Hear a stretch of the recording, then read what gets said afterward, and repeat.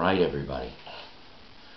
Welcome to episode 320 of Psykos Platters, always powered by coffee each and every time. So, sorry for the change of venue for this episode anyway, but it's because we got some newer pieces of furniture. We're moving things around this week. So, hopefully I'll be back at my usual spot next episode. So, episode 320. What are we going to talk about today? This is going to be kind of a painful episode, ladies and gentlemen, because this is going to be a thread.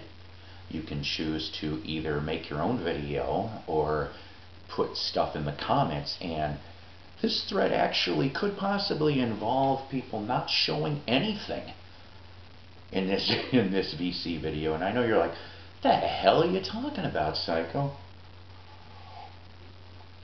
Always powered by coffee each and every time. Because this episode is titled The One That Got Away. Yeah, the one that got away. That's pretty painful stuff in regards to us collectors, especially the older collectors, but even some of these new collectors or novice collectors maybe already have a one that got away story. So let me explain the 4 stories that I got for you. Okay, going in chronological order, so to speak. So I remember when I started collecting records. Okay, this story is a mid to late 1970s story. Okay, and I mean by then I already was into the Elvis and the Beatles. All right, but I started.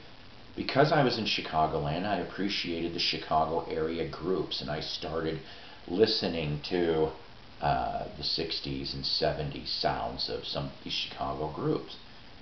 And there used to be in Crystal Lake, Illinois, there was this big, huge, green wooden barn that was kitty corner from the Rosenthal Lumber Company, and it used to be a storage barn for the wood, okay, but sometime in the early 70s they cleared it out and they turned it into a flea market on the weekends.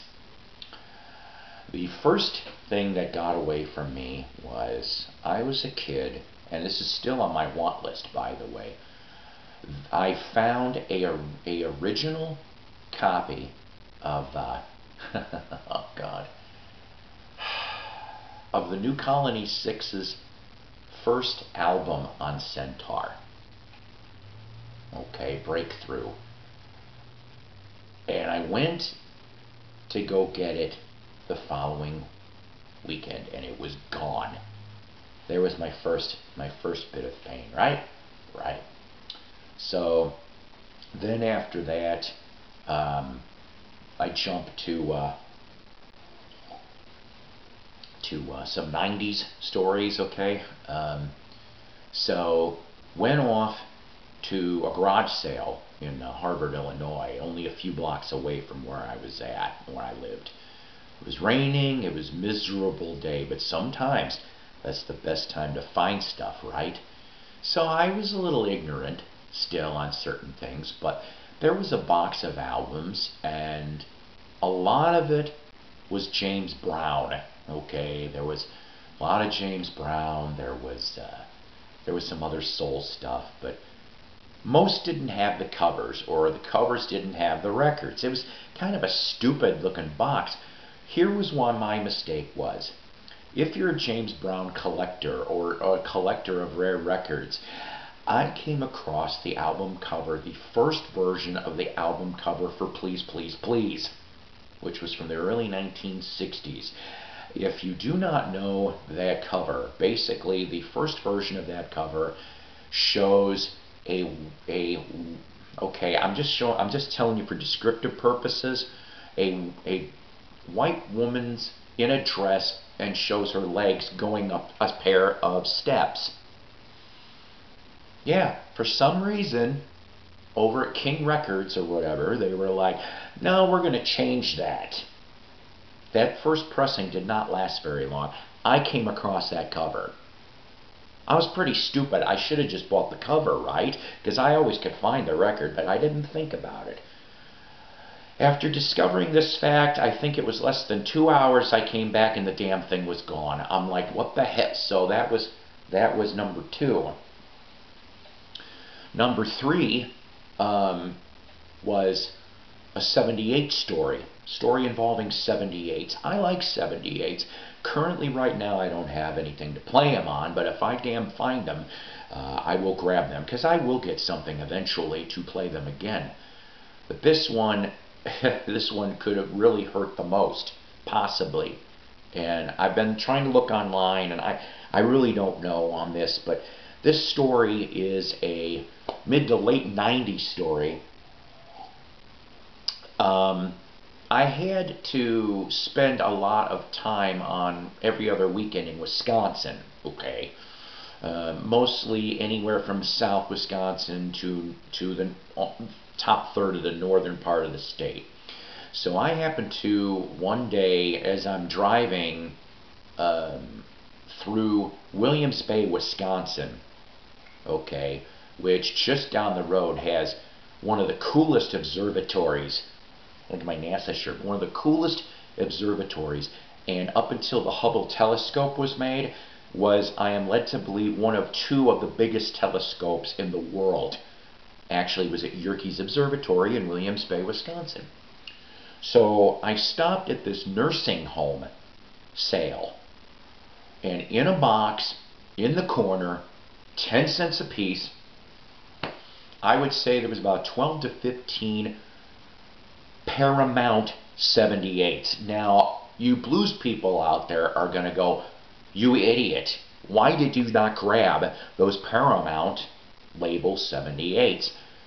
Well, here's the thing. I looked on the labels, okay, and most of them said gospel. Now, I don't knock gospel, but I was ignorant in the non-blues Paramount stuff. They say, and I mean by meaning they, some of the things I've read since then. I should just simply ask John Tefteller this. I probably should have just went straight to one of the best sources in that material. But there is some very awesome Paramount gospel music there, okay? 10 cents a piece, and I'm like, they're gospel. That was probably the one that hurt the most, because I bet you, I know some of that stuff, some of it, you know, goes for, you know me, I don't go for things for the money. It's just I go for the sounds first. If the money happens, then that's like tip of the iceberg, you know, icing on the cake. But I think that one maybe hurt me the most, because looking back on it, I just should have damn bought all of them. You know, it's not like I didn't have the money. I just didn't think they were going to be interesting. And then the 4th story involves early 2000s. And that one involved, it was more time.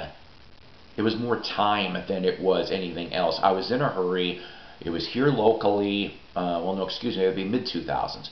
I was local. It was at a Salvation Army. And I ended up finding what I found out later was a $1,000 rockabilly record on the States label, and I was just like, that and one other record, just because the label popped out. It wasn't because I didn't know it was big money, but that label popped out, and so I was just like, I want to get this. Well, the line was so long, and it was before I went to work. So I had to put the records back, but I kind of put them in a different spot. I am not kidding you. I went back the next morning. All the damn records were gone. I said, what happened to the boxes here? Oh, this guy just came and he made us a very good offer on everything we had. Yeah, so all of it went. Well, then, like I said, I remembered the label, and at that time I remembered the artist. I'm sorry, I don't remember now, but it turns out it was a $1,000 record. I'm like, son of a bitch. So what I'm getting at is, on all of this, is what in your VC travels, what in your record in the wild trips? Have you picked up something and gone, oh yeah, or and then you're like, you changed your mind and it wasn't there? In other words, ladies and gentlemen, the one that got away. So if you want to do a thread on this, make a video response, that'd be cool. If you don't feel like that, put something in the comments for me. I love reading your stories. Guys, I have been, let me tell you my new subscribers. I've had a bunch. Dr. October, Now Spinning TV, Todd Guy, The Thrashing Zombie, Plastic Soundwave Cult, President Lesh, Danny Ambrosi, and George Nanos. Thank you very much for subbing to Psykos Platters. I'm trying, as always, to keep it entertaining and educating as well. I also would like to thank, currently, some more shout-outs here. I have been guests to be invited, at times on streams from Rachel the Music Ma'am and me, Mr. Mayo, and Macamania, and the Vinyl Archivist, and I enjoy being on those streams when they allow me to do so. I appreciate their time and patience with me as we all join together in this little group of our band of vinyl merry men and women that just talk about anything pretty much. I think it's kind of liberating at times. I probably will be starting my own stream very soon. I want to do it when I got some time. Time, of course, as we know, is very precious. So enjoy it with the ones you love and the things you adore. Okay. Till next time, guys. Take care. God bless. Rock on. And just have a good week, alright? Thanks.